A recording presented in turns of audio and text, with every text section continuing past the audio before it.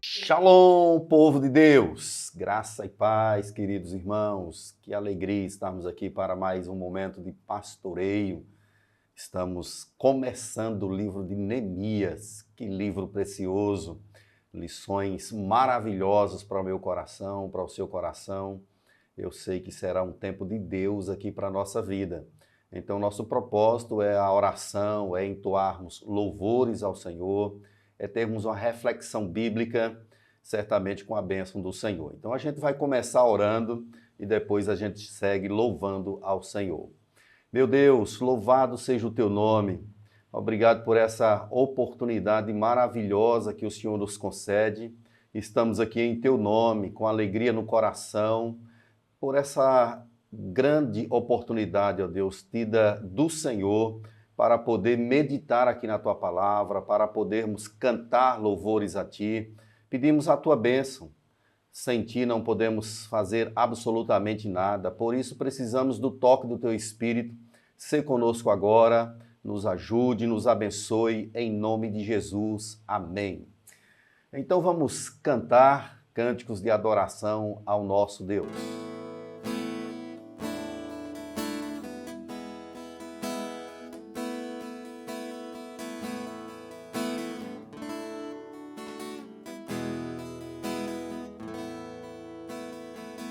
Te amo, Deus, tua graça nunca falha. Todos os dias eu estou em tuas mãos. Desde quando me levanto até eu me deitar, eu cantarei da bondade de Deus. Tua doce voz que me guia em meio ao fogo, na escuridão, tua presença me conforta.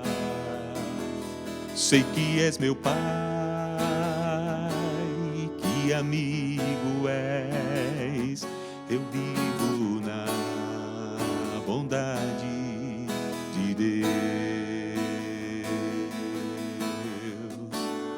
És fiel em todo tempo, em todo tempo tu és tão bom. Com todo o fôlego que eu tenho, eu cantarei da bondade de Deus. Tua doce voz que me guia em meio ao fogo, na escuridão, tua presença me conforta. Sei que és meu Pai, que amigo és, eu vivo na bondade de Deus. És fiel em todo tempo, em todo tempo tu és tão bom. Com todo o fôlego que tenho, eu cantarei da bondade de Deus. És fiel, Senhor. És fiel em todo tempo, em todo tempo tu és tão bom. Com todo o fôlego que tenho, eu cantarei da bondade de Deus. Tua bondade me seguirá, Senhor. Tua bondade me seguirá, Senhor. Eu me rendo a Ti, Te dou o meu ser, entrego tudo a Ti. Tua bondade me seguirá, Senhor. Tua bondade me seguirá, Senhor. Tua bondade me seguirá, Senhor. Eu me rendo a Ti, Te dou o meu ser, entrego tudo a Ti. Tua bondade me seguirá, Senhor. És fiel em todo tempo, em todo tempo Tu és tão bom. Com todo fôlego que tenho, eu cantarei da bondade de Deus. Eu cantarei da bondade de Deus.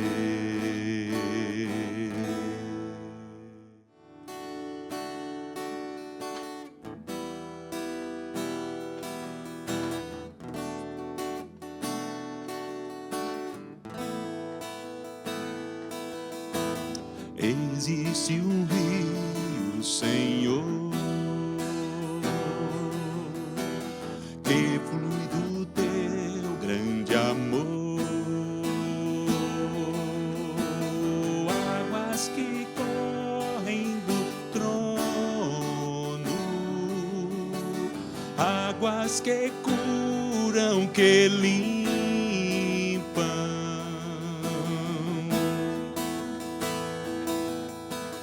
Por onde o rio passar, tudo vai transformar, pois leva a vida do próprio Deus. E esse rio está neste lugar.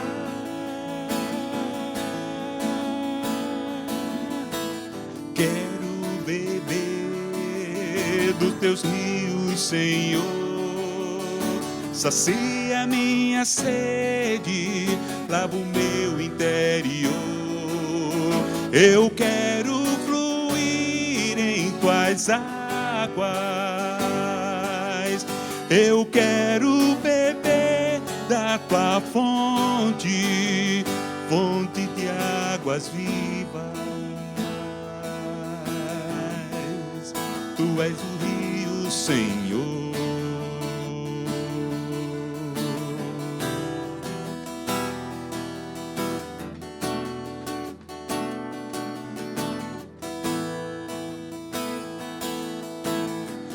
Existe um rio, Senhor, que flui do Teu grande amor, águas que correm do trono,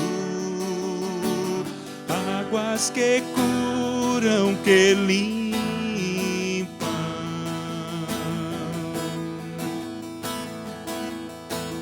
Por onde o rio passar, tudo vai transformar, pois leva a vida do próprio Deus. Este rio está neste lugar.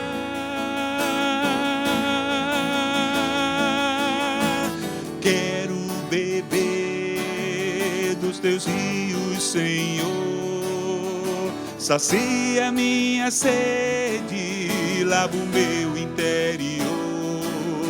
Eu quero fluir em Tuas águas.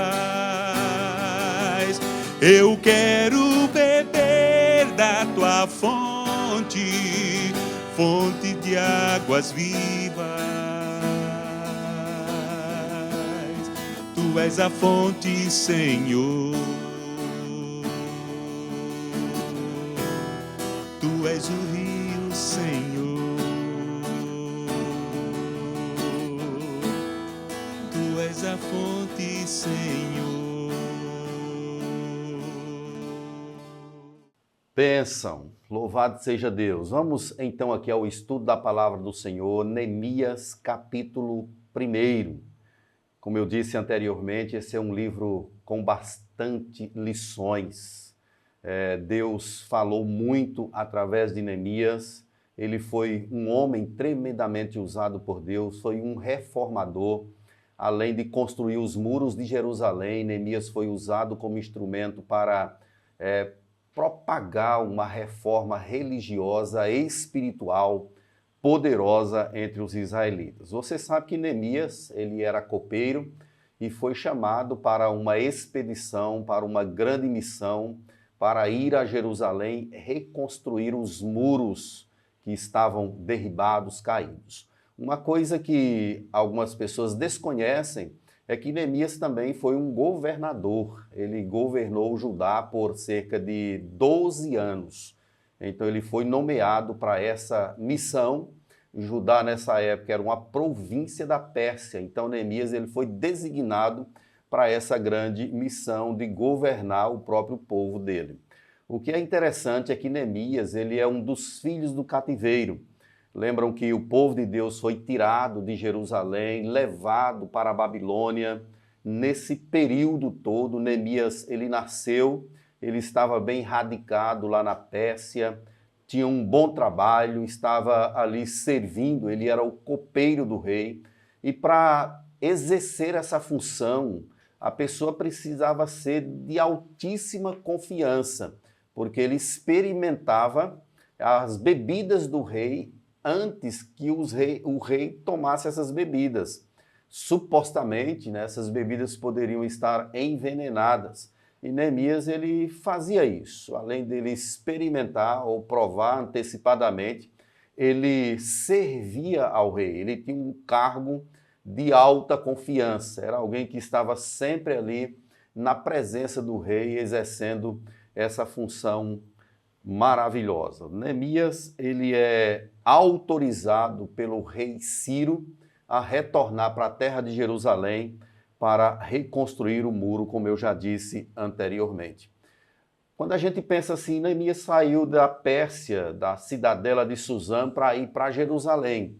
A gente pensa que talvez fosse uma viagem de um dia, que ele poderia sair daquele lugar e talvez no outro dia ou na outra semana já estaria lá, né, no local de destino. Não era tão fácil assim, era uma distância de mais ou menos 1.700 até 2.000 quilômetros da cidadela de Suzã até Jerusalém.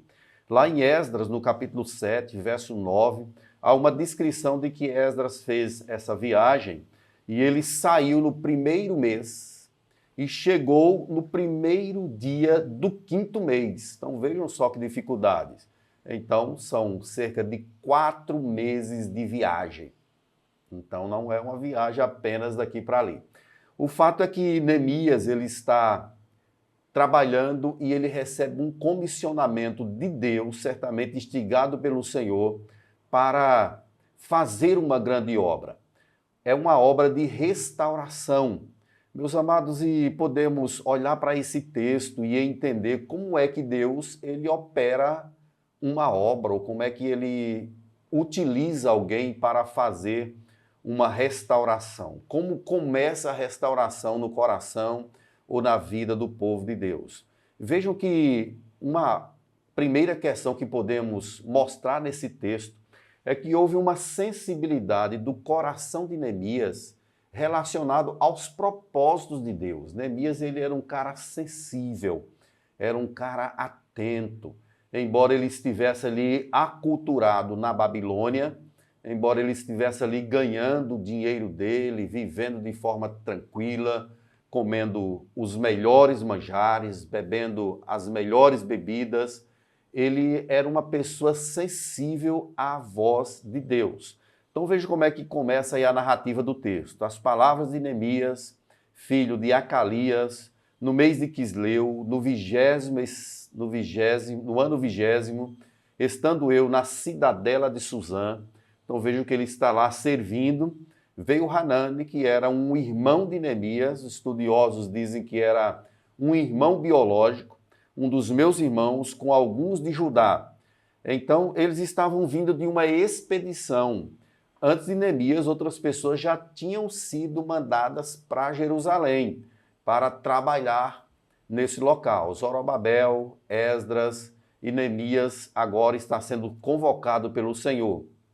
E Neemias, como não poderia ser indiferente em relação ao seu próprio povo, ele faz uma pergunta. Ele perguntou pelos judeus que escaparam e que não foram levados para o exílio e acerca de Jerusalém. Então ele faz perguntas a Hanani, que era o seu irmão, sobre a situação do povo, sobre a situação da cidade, o que se passava lá, o que está acontecendo com as pessoas que ficaram lá em Jerusalém. Vejam que a resposta, logo no verso 3, disseram-me, os restantes que não foram levados para o exílio e se acham lá na província estão em grande miséria e desprezo. Os muros de Jerusalém estão derribados e as suas portas queimadas. Aqui nós temos duas palavras que resumem as lições desse versículo, é a palavra muros e portas. Nessa época, uma cidade sem muro significava que ela era uma cidade vulnerável. Qualquer pessoa podia entrar lá. Então era uma cidade insegura. Todas as cidades nessa época elas tinham de ser muradas. Era uma forma de proteção para que os salteadores se mantivessem distantes, também animais ferozes. Mas os muros estavam caídos e as portas estavam queimadas. As portas é uma simbologia que denota um lugar onde era feito justiça.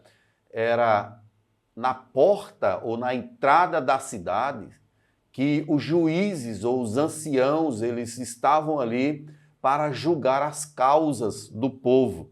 Então vejam só, a detecção de Neemias de que não tem segurança a cidade e também não tem justiça, certamente deve ter mobilizado o coração desse homem.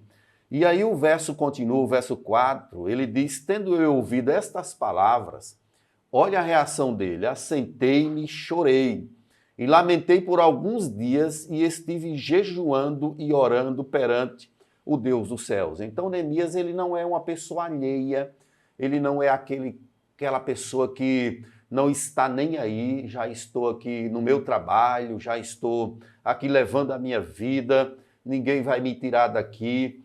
Ao contrário, ele é alguém ali que está bem sensível à voz de Deus, querendo servir a Deus com interesse. Quando ele escuta a notícia a respeito do estado de Jerusalém, ele é tomado por essa sensação de lamento, de choro, assentei-me e chorei, e lamentei por alguns dias. Ele esteve prostrado, triste, e estive jejuando perante o Deus dos céus. Então vejam que ele tem uma sensibilidade espiritual.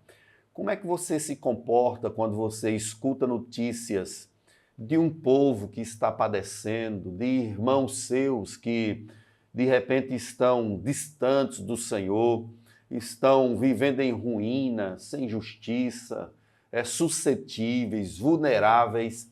Certamente quem tem uma sensibilidade espiritual tem um coração tomado por essa sensação de prostração diante de Deus, pela iniciativa de buscar respostas diante do Senhor. Então, como é que Deus começa uma restauração espiritual? Ele fala ao coração de um homem sensível à sua voz. Uma segunda questão que a gente tem aqui nessa passagem é que Neemias, ele derrama o seu coração em oração perante o Senhor. Vejam que nos versos 5 e 6 fala desse momento de adoração e de oração. Ele diz aí, Senhor, Senhor dos céus, Deus grande e temível, que guardas a aliança, a misericórdia com aqueles que te amam e guarda os teus mandamentos. Ele está enaltecendo o Deus do pacto, o Deus que fez promessas, o Deus que empenhou a sua palavra. Querido, isso aqui é uma forma correta da gente orar. Nós podemos evocar o Deus do pacto. Deus prometeu, Ele é o Deus que estará conosco. Ele prometeu que não nos deixaria jamais. Ele é o Deus temível. E aí Neemias suplica, verso 6, estejam, pois, atentos os teus ouvidos e os teus olhos abertos para acudires à oração do teu servo, que hoje faço a tua presença dia e noite pelos filhos de Israel, teus servos, e faço confissão pelos pecados dos filhos de Israel, os quais temos cometido contra ti, pois eu e a casa do meu pai temos pecado. Então Neemias, ele se coloca no meio, confessando pecados, ele é um intercessor, ele é um mediador aqui entre o Deus e o povo. Deus quer abençoar, Deus quer livrar, e Neemias se coloca exatamente nessa posição aqui. Ele reconhece a culpa, ele reconhece o pecado dele e também o pecado do povo. Verso 7, ele diz, temos procedido de todo corruptamente contra ti, não temos guardado os mandamentos, nem os estatutos, nem os juízos que ordenastes a Moisés, teu servo.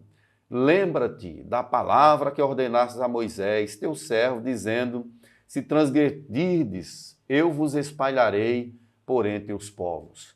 Então, amados, Neemias, ele é alguém que derrama o seu coração perante Deus, em adoração, em confissão, reconhecendo que o povo estava distante da aliança, distante do Senhor, reconhecendo que o povo está nessa situação de caos, tão somente por causa do povo, não era por causa de Deus. Deus permitiu, mas o pecado do povo o levou a viver essa penúria.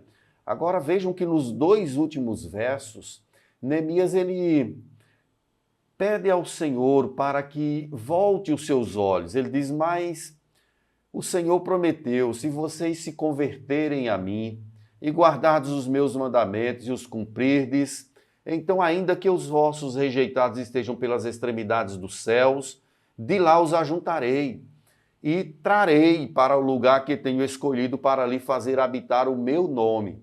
Neemias está se apropriando da promessa de Deus. Estes ainda são teus servos. Olha como Neemias ora. E teu povo que resgataste com teu grande poder e com a tua poderosa mão.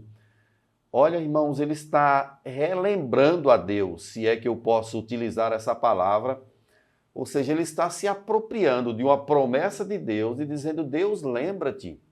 O Senhor prometeu. Essa é uma outra forma que você pode utilizar na sua oração.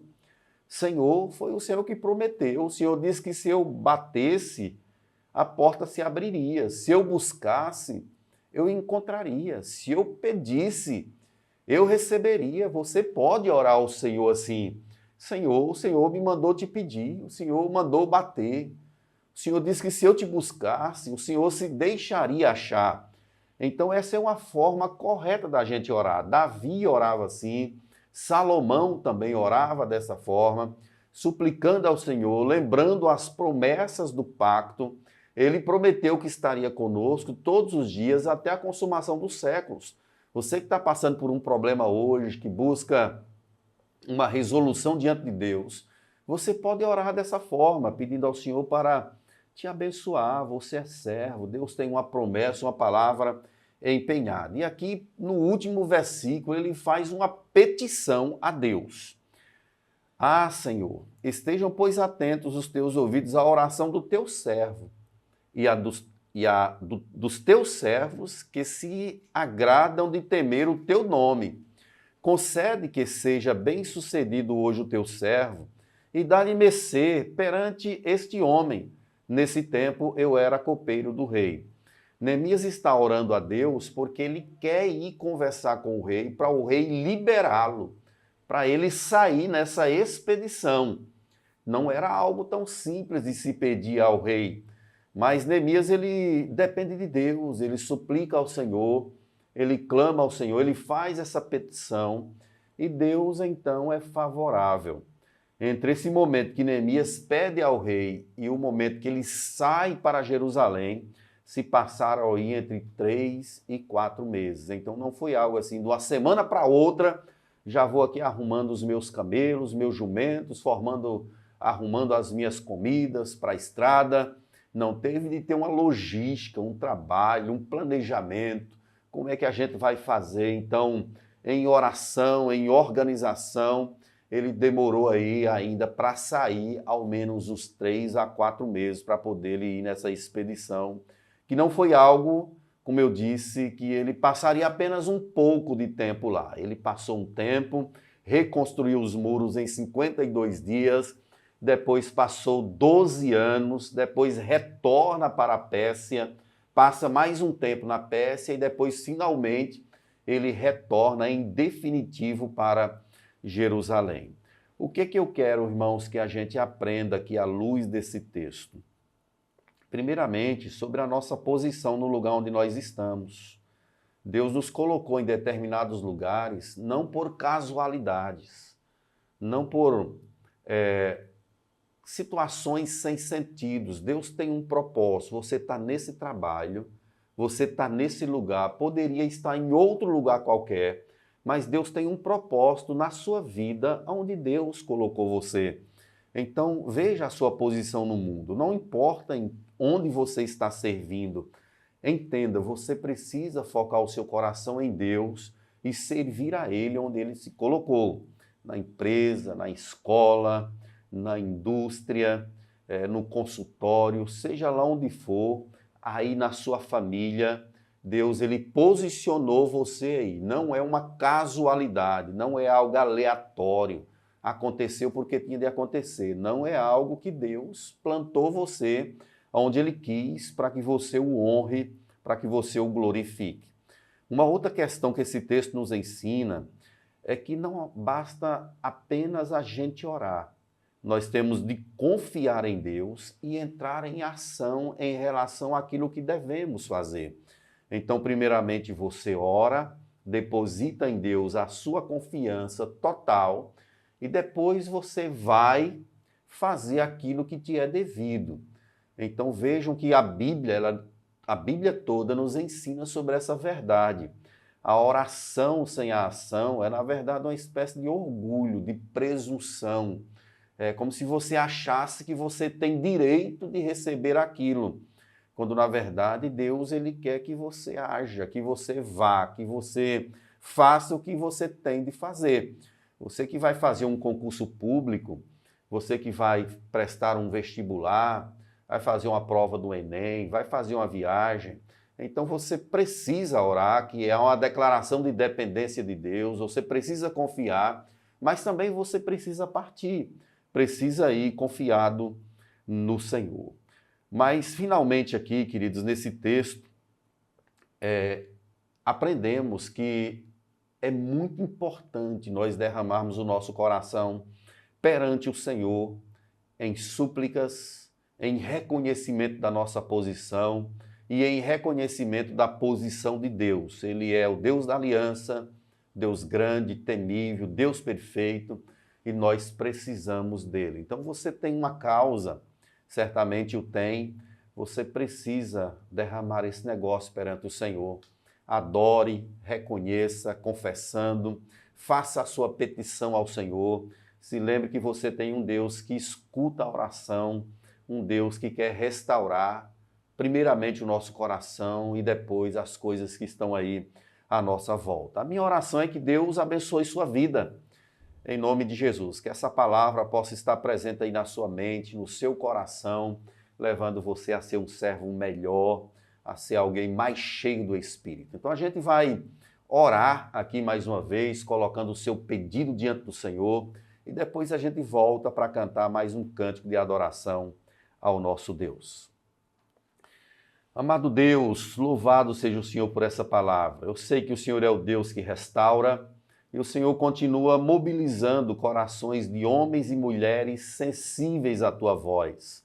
Deus, não nos deixe ficar alheios às coisas que nós ouvimos em relação àquilo que precisa ser mudado, que o Senhor possa instigar o nosso coração, nos dando sensibilidade, especialmente para seguir na direção do Senhor. Nos dá um coração disposto a servir a Ti, onde o Senhor nos enviar, da forma como o Senhor quiser. Eu sei que o Senhor é o Deus que chama, que vocaciona, que desafia. Deus nos ajude a confiar no Senhor. Neemias, ele estava ali no reino, ele não confiava no seu rei primeiramente, ele confiava no Senhor. O seu coração estava sensível à tua voz, à tua direção. Por isso o Senhor o abençoou e o usou poderosamente para reconstruir os muros. Ainda hoje, ó Deus, suplicamos a tua bênção sobre nós. Nos use para a glória do teu nome. Eu oro pelos pais de famílias, pelas mães, pelos filhos, oro pelos casamentos, oro pela situação econômica. Em nome do Senhor Jesus, levante as tuas mãos para abençoar. Vai repreendendo, ó Deus, toda armadilha que o diabo coloca contra as famílias e dando ao teu povo um coração voltado para ti. Aqueles que estão doentes, ó Deus, coloque a tua mão, seja uma enfermidade física, emocional, muito mais espiritual. Em nome de Jesus, repara, restaura, abençoa-nos, enche o nosso coração de esperança para a glória do teu nome. Eu oro pela igreja do Senhor nessa cidade, aviva a tua obra, desperta o teu povo, enche o nosso coração de alegria por servirmos a ti e que todos os dias estejamos na brecha, glorificando, adorando e celebrando a tua grandeza em nossa vida, em nome de Jesus. Amém. Vamos então cantar mais um cântico de adoração ao nosso Deus.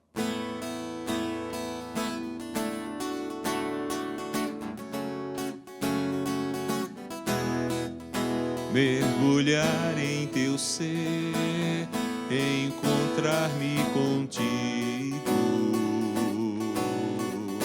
Meu maior prazer, ser teu amigo. Ouvir tua voz, as batidas do teu coração. Fala, Senhor, ensina-me a tua canção. Mergulhar em teu ser, encontrar-me contigo. Meu maior prazer, ser teu amigo. Ouvir tua voz, as batidas do teu coração. Fala, Senhor, me ensina a tua canção. Conhecerei e prosseguirei em conhecer-te, Senhor.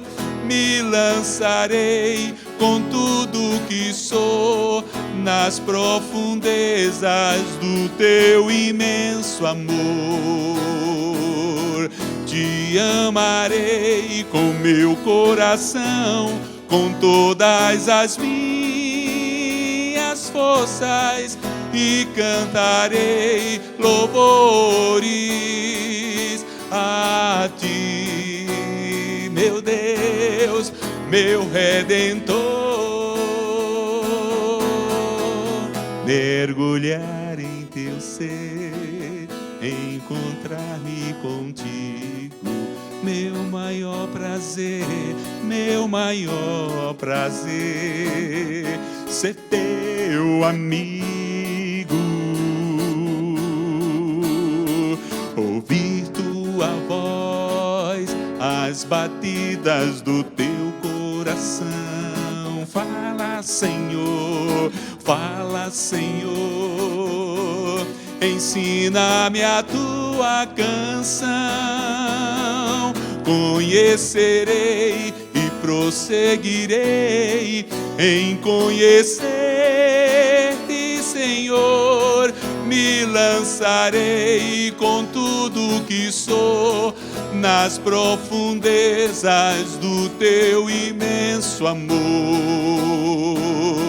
Te amarei com meu coração, com todas as minhas forças, e cantarei louvores a ti, meu Deus, meu Redentor.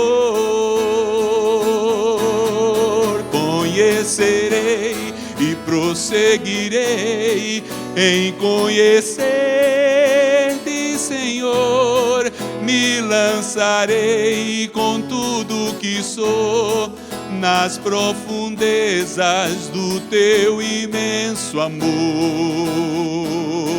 Te amarei com meu coração, com todas as minhas forças, e cantarei louvores a ti, meu Deus, meu Redentor. A ti, meu Deus, meu Redentor.